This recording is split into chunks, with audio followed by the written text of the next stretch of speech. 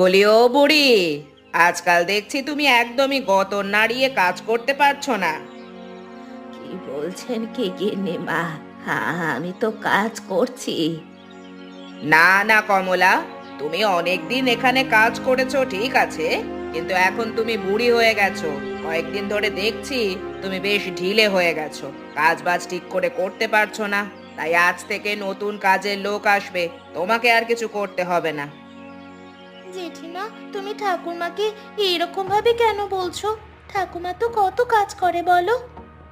তুই চুপ কর, একদম বড়দের মুখে মুখে কথা বলবি না। কোনো শিক্ষা দীক্ষা তো পাসনি। থাক গিন্নিমা, ওকে ক্ষমা করে দিন। ও ছোট মুখে বড় কথা বলে ফেলেছে। আসলে ওই বাপ মা মরা মেয়েটাকে নিয়ে আমাকে তো চলতে হয়। এখন যদি আপনি আমাকে কাজ থেকে ছাড়িয়ে দেন, তাহলে এই ছোট নাতনিটাকে নিয়ে আমার কি করে চলবে বলুন? আপনি দয়া করুন গিন্নিমা, আপনি বলে দিন আমরা কোথায় যাব। গিন্নিমা, ওরা সত্যি গরিব মানুষ। গরিব মানুষ বলে তো আর আমি দান ছত্র খুলে বসে নেই এখানে। সবকিছুর দায় কি আমার ওপরে আসবে নাকি? কাজও করবে না, উল্টে বসে বসে টাকা নেবে, সেটা তো হয় না। ও জেঠিমা, আমাদের উপর দয়া করো। ঠাকুরমা এই বয়সে সংসার চালাতে এমনিতেই কত কষ্ট পায়, এখন কাজ না থাকলে কি করবে বলো? গিন্নিমা, আমাদের একটু সময় দিন, ওরা বড় অসহায়। মাখন, তুমি চুপ করো। তোমার যা কাজ তুমি সেটা করো। তুমি এই বাড়িতে কাজের লোক, আর কাজের লোকের মতোই থাকবে তুমি। কিন্তু আমাদের কাছে তো পেটে খাবারও টাকা নেই। এই অবস্থায় আমরা কি খালি পেটে শুকিয়ে মরবো গিন্নিমা? ও গিন্নিমা, কিছু তো একটা ব্যবস্থা করুন। ঠিক আছে ঠিক আছে, তোমাদের অল্প কিছু টাকা দিচ্ছি, নিয়ে বিদায় হও। আর একদম বিরক্ত করতে আসবে না, আর কাঁদুনি গাইবে না, সেটা পরিষ্কার করে বলে দিচ্ছি। যাও।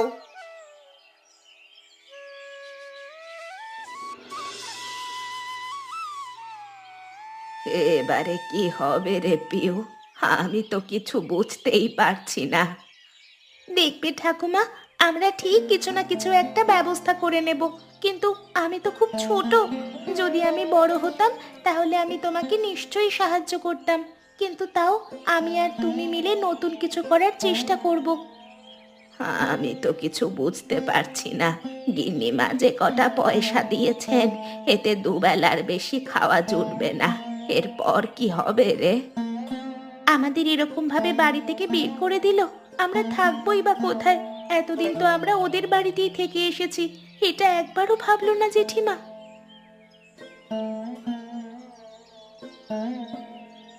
কি হয়েছে গো বুড়িমা? কি হয়েছে খুকি? তোমরা এরকম গাছতলায় বসে কাঁদছো কেন? আমরা অসহায় বাবা, তুমি একজন গরিব ঠেলাওয়ালা হয়ে আমাদের দুঃখ বুঝতে পারছো, কিন্তু আমি যাদের বাড়িতে এতদিন ধরে কাজ করতাম, সে গিন্নিমা আমাদের দুঃখ বুঝলেন না। ঠাকুমা বুড়ি হয়েছেন আর আমি ছোট, সেই অজুহাত দিয়ে আমাদের কাজ থেকে ছাড়িয়ে ঘর থেকে বার করে দিয়েছে আজ। আমরা কোথায় যাব, কি খাবো, কিছুই বুঝতে পারছি না। মা, গরিবেই তো গরিবের দুঃখ বুঝবে। বড় লোকরা যদি আমাদের দুঃখ বুঝতো, তাহলে তো হয়েই যেত। কিন্তু আমরা এখন কি করব বলো তো বাবা? মা, তোমরা আমার সাথে আমাদের বাড়িতে চলো। আমাদের ছোট ঘর, কিন্তু আমরা একসাথে মিলেমিশে ঠিক থাকতে পারবো। তবু আমি তোমাদের এখানে ফেলে রেখে দুঃখ কষ্টে কিছুতেই স্বার্থপরের মতো নিজের ঘরে একা থাকতে পারবো না। বিশ্বাস করো, আমি তোমাদের খেয়াল রাখবো। সত্যি কাকু, তুমি আমাদের তোমার বাড়িতে থাকতে দেবে? হ্যাঁ রে মা, তোরা আমাদের সাথেই থাকবি। আমরা এখন থেকে একসাথে থাকবো। চলো বুড়িমা, আর এখানে বসে কষ্ট পেতে হবে না তোমাদের। ধন্যবাদ বাবা, ও ওপরওয়ালা নিশ্চয়ই আছেন, না হলে এই বিপদের মধ্যে তুমি কি আসতে আমাদের সাহায্য করার জন্য?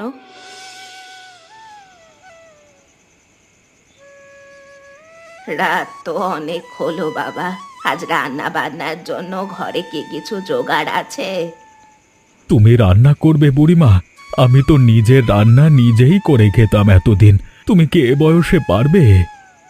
তুমি জানো না কাকু, আমার ঠাকুমা খুব ভালো রান্না করতে পারে। হ্যাঁ, কিন্তু আমার মনে হয় এখন বিশ্রাম নেওয়া উচিত। এতটা পরিশ্রম করে তোমরা এসেছো। বাবা, তুমি আমাদের বাঁচিয়েছো। তুমি যদি আমাদের সাহায্য না করতে, তাহলে হয়তো আমরা পথে বসে থেকে থেকে ওখানেই মরে যেতাম না খেতে পেয়ে। তাই এইটুকু কষ্ট কোনো কষ্টই নয়। আর তাছাড়া এই বয়সে আমি যদি শুধু বসে থাকি, তাহলে তো কষ্ট আরো বেশি বাড়বে। আমি রান্না করতেও এমনি ভালোবাসি, তাই রান্না নিয়ে থাকলে আমার মন ভালো থাকবে। আচ্ছা বুড়িমা, তুমি বলো যে তুমি কি রান্না করতে চাও? ঠাকুমা, তুমি কি তোমার ওই বিশেষ রান্নাটা করবে গো? আমার কিন্তু খুব খিদে পেয়েছে, তাই যা করবে তাড়াতাড়ি করো। গণেশ, তুমি যদি কিছু মনে না করো, তাহলে আমি খুব ভালো মাংসের ঝোল রান্না করতে পারি। রান্নাটা শুনে সহজ সরল মনে হলেও ওটা কিন্তু আমি একটু বিশেষভাবেই বানাতে পারি।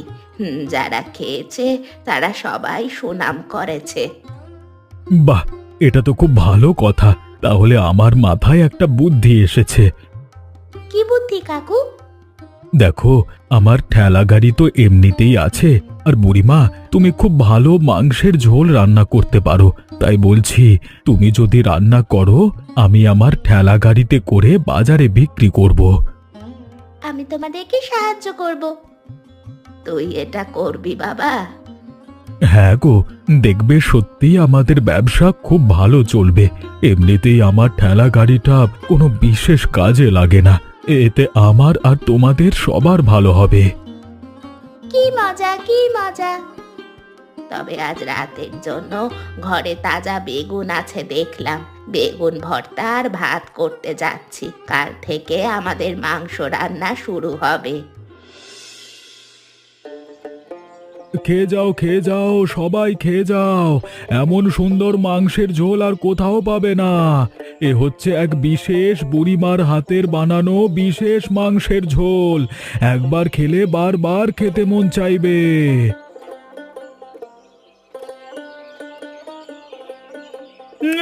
কি সুন্দর গন্ধ রে গণেশা! নাকে যেতেই মনটা ভালো হয়ে যাচ্ছে গণেশা। দে দেখি, তুই যখন এনেছিস খেয়ে দেখি গণেশা। আমাকেও দে দে। সত্যি গন্ধটা খুবই সুন্দর। খাবার জিনিসের এমন সুগন্ধ না থাকলে কি হয়?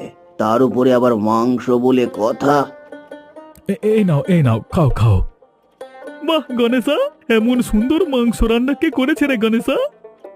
কেন, পছন্দ হয়েছে তোমাদের? আহ, অসাধারণ। আমি নিজে সারা জীবন মাংস কেটে বিক্রি করে এসেছি, কিন্তু কসাই হয়েও বলছি এমন সুন্দর স্বাদ আমি কখনো পাইনি। ভাই, তোকে একটা কথা বলছি, এই মাংসের ব্যবসা যদি চালিয়ে যেতে পারিস, তাহলে এই বাজারে তোকে কেউ আটকাতে পারবে না। সত্যি, এমন সুন্দর জিনিস আমরা তো আগে কোনোদিন খাইনি। রান্নার যেমন সুন্দর গন্ধ, তেমন সুন্দর স্বাদ। আমরা কথা দিচ্ছি, তুমি যদি বিক্রি করো, আমরা প্রতিদিন রোজ এসে গিলে যাব, মানে খেয়ে যাব। আমি তো শুধু বিক্রি করছি গো, কিন্তু এই রান্নার পেছনে সমস্ত কৃতিত্ব কমলা বুড়িমা আর ওর নাতনির। ওদের রাস্তায় বার করে দিয়েছিল। ওরা বড় অসহায়ের অবস্থায় ছিল। আমি ওদের বাড়িতে নিয়ে এসেছি, তারপর ওরা রান্না করা শুরু করেছে। এখন এটাই আমাদের পেশা। খুব ভালো ভাই, আমরা তোদের পাশে আছি। বুড়িমাকে বলিস তার রান্না আমাদের খুব পছন্দ হয়েছে। এইভাবেই রান্না চালিয়ে যা, আমরা রোজ তোর দোকানে এসে খেয়ে যাব। হ্যাঁ ভাই গণেশা, আজকে আমরা চলি, আবার কালকে আসবো।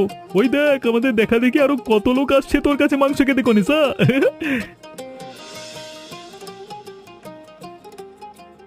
তুমি তো আর কিছু করতে পারলে না জীবনে। এই বাড়ি থেকে তাড়িয়ে দেওয়া একটা বুড়ি দেখো কত কিছু করছে। তার মানে কি বলছো কি তুমি?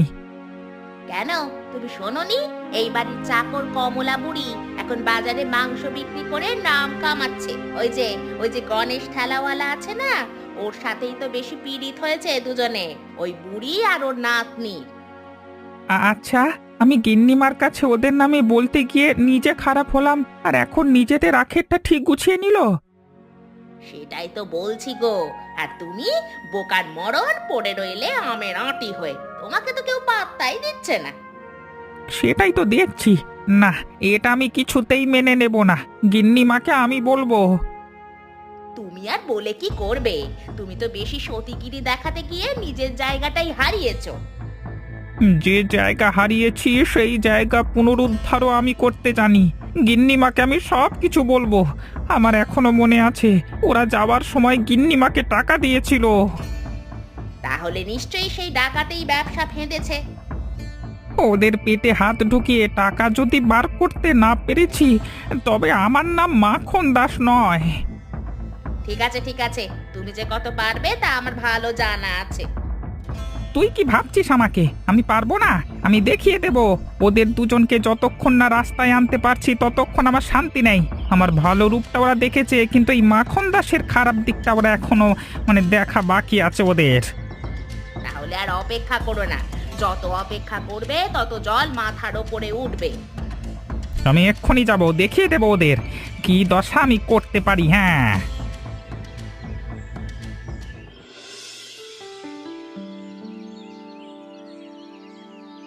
শুনেছো আজকাল কি কাণ্ড শুরু হয়েছে শুনেছো?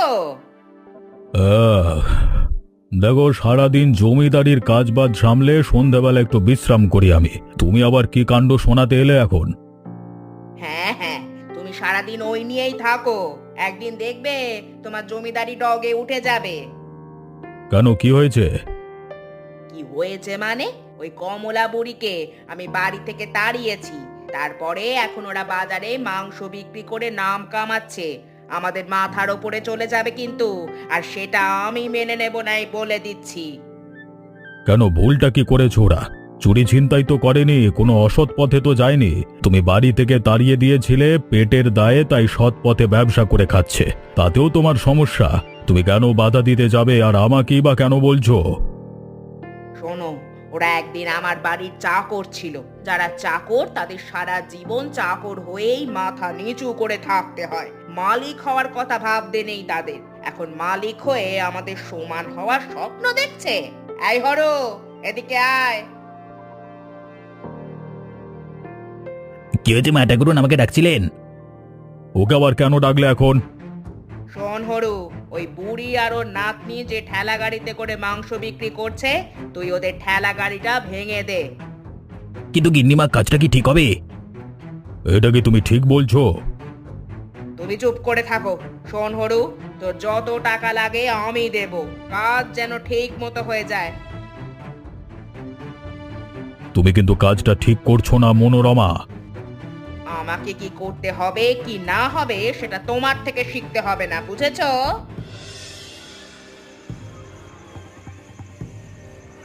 বেটা, বড্ড মাংস বিক্রি করবার শখ তোদের, হ্যাঁ? আজকে সব শখ মিটিয়ে দেব। একেবারে মাথা উঁচু করে দাঁড়ানোর অবস্থা রাখবো না।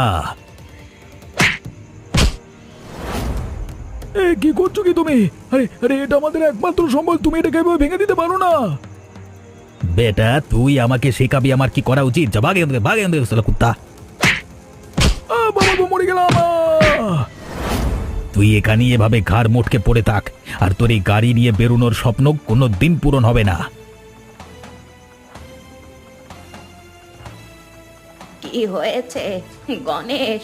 গণেশ, তুমি এরকম ভাবে পড়ে আছো কেন? হ্যাঁ, ওরে মা, আমাদের সব স্বপ্ন ভেঙে দিয়ে গেছে ওই জমিদারের হরু মস্তান। দেখো দেখো ঠাকুমা, আমাদের ঠেলা গাড়িটা কিরকম ভেঙে দিয়ে চলে গেছে। চাকা ভাঙা, বাক্স উল্টে ফেলে দিয়েছে সব। এবারে কি হবে? আমরা কি হেরে যাব? উঠে দাঁড়া গণেশ, এইভাবে আমরা হেরে যেতে পারি না। একবার আমাদের বাইরে বার করে দিয়েছে বাড়ি থেকে, এখন আমরা নিজেদের ক্ষমতায় কিছু করার যখন চেষ্টা করছি, সেটা ওরা কেউ সহ্য করতে না পেরে নষ্ট করার চেষ্টা করছে। আমরা নিজেদের মতো লড়াই করে সফল হবই। উঠে আয়, উঠে আয় তুই।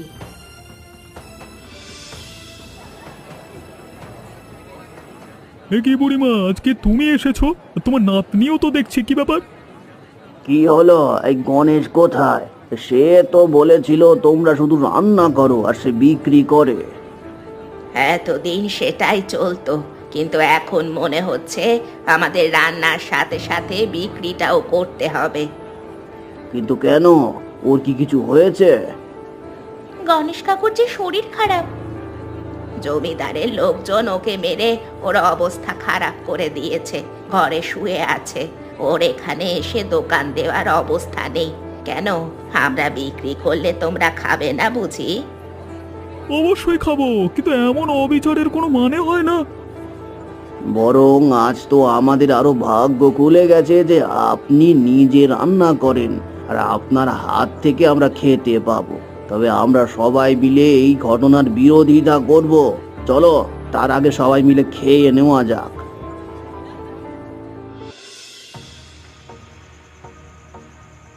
কোথায় বুড়ি তুই? এক মাখে শীত যায় না তোদের?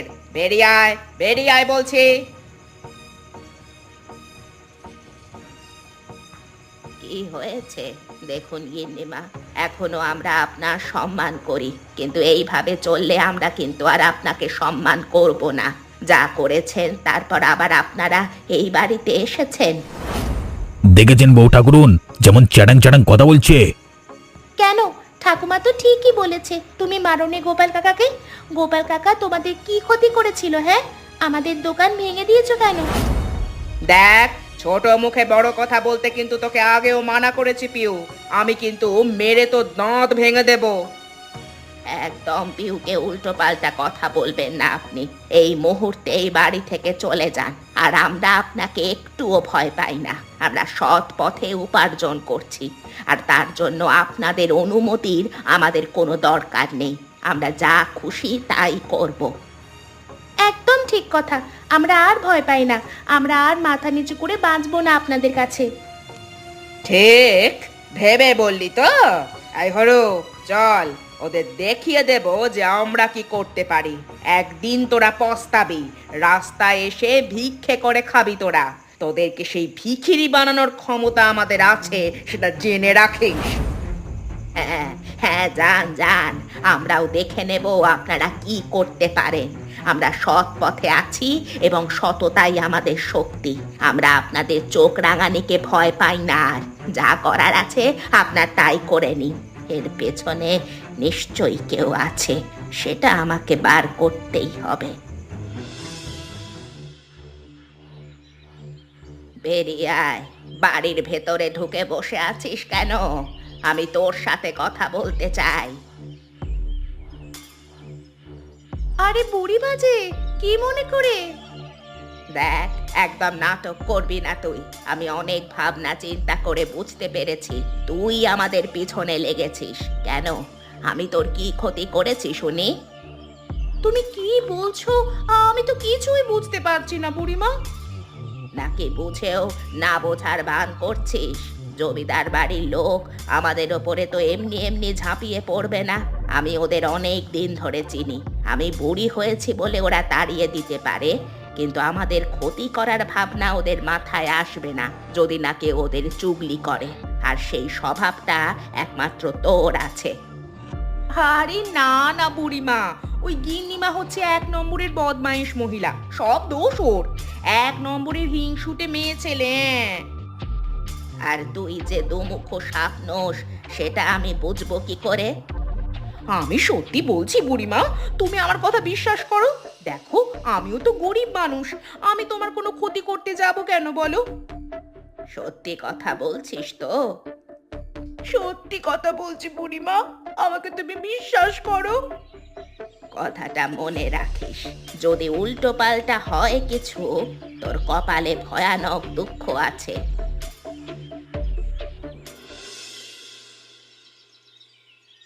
তোমরা বাড়িতে আছো? একটু বাইরে আসবে?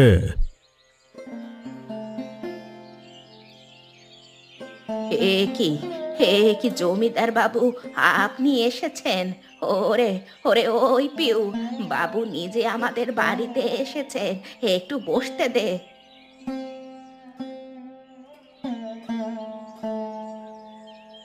জেঠু, তুমি বসো।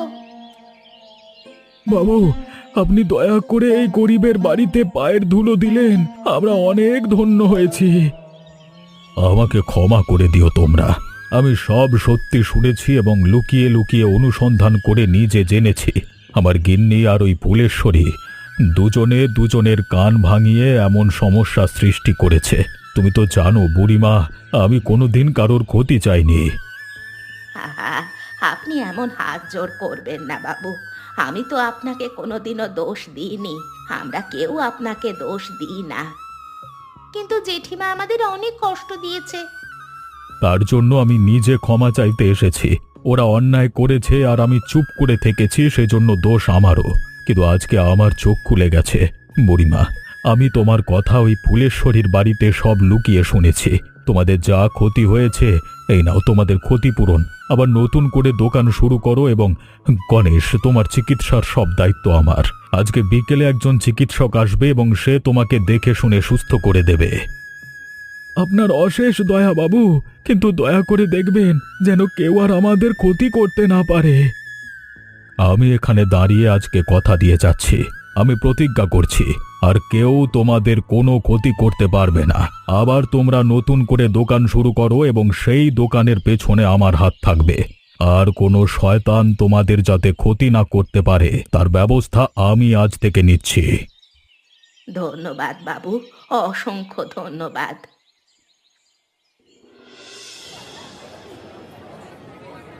এতদিনে সম্পূর্ণ হলো।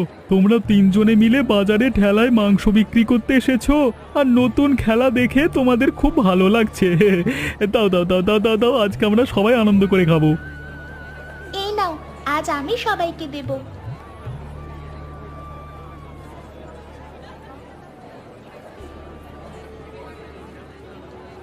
আমাদের জমিদার বাবু বাড়ি থেকে বার করে দিয়েছেন, তোমরা ক্ষমা করে দাও আমাদের।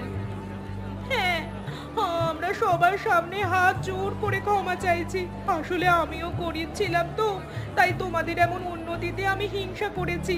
আমি চুগলি করে এইসব কাণ্ড করেছি। আমাদের ক্ষমা করে দাও, না হলে এই গ্রামে আর আমাদের ঠাঁই হবে না। এমন কাজ কেন করো যাতে সবার সামনে এসে ক্ষমা চাইতে হয়? আমি জানতাম ঠিক এমনটাই হবে। আমাদের জমিদার তিনি কোনোদিন অন্যায়কে প্রশ্রয় দিতে পারেন না। জমিদার বাবুর ওপর আমাদের ভরসা ছিল। তোমরা যদি ক্ষমা চাইতে না আসতে, তাহলে আমরা সবাই মিলে গিয়ে প্রতিবাদ করতাম। যাই হোক, পুরনো কথা ভুলে এখন এনারা ক্ষমা চেয়েছেন এবং বাবু নিজে যেহেতু আমাদের দোকানের ক্ষতিপূরণ দিয়েছেন এবং আমাকে ডাক্তার দেখে সুস্থ করে দিয়েছেন, তাই আমরা সবাই মিলে মিশে একসাথে নতুন করে শুরু করব। হ্যাঁ গিন্নিমা, আপনারা বাড়ি ফিরে যান আর গিয়ে বলুন আমরা ক্ষমা করে দিয়েছি। ধন্যবাদ তোমাদের। আর আমরা কোনোদিন এরকম খারাপ পথে যাব না, আমাদের উচিত শিক্ষা হয়েছে। এই জন্য বলি, কোনোদিন এমন কোনো কাণ্ড করতে নেই যার জন্য এমন অনুশোচনা করতে হয় আর এমন শাস্তি পেতে হয়। আচ্ছা, তোমরা বলতে পারবে আমাকে কেন জমিদার বাড়ির কাছ থেকে তাড়িয়ে দেওয়া হয়েছিল? উত্তরটা কিন্তু তোমরা কমেন্ট করে জানিও। তোমরা কিন্তু এই আমাদের গ্রামের ঠেলা গাড়ির মাংসের দোকানে অবশ্যই এসো। এমন মাংস কিন্তু তোমরা আগে কোনোদিন খাওনি। আর হ্যাঁ, আমাদের চ্যানেলটা অবশ্যই সাবস্ক্রাইব করে বন্ধুদের সাথে শেয়ার করতে ভুলো না।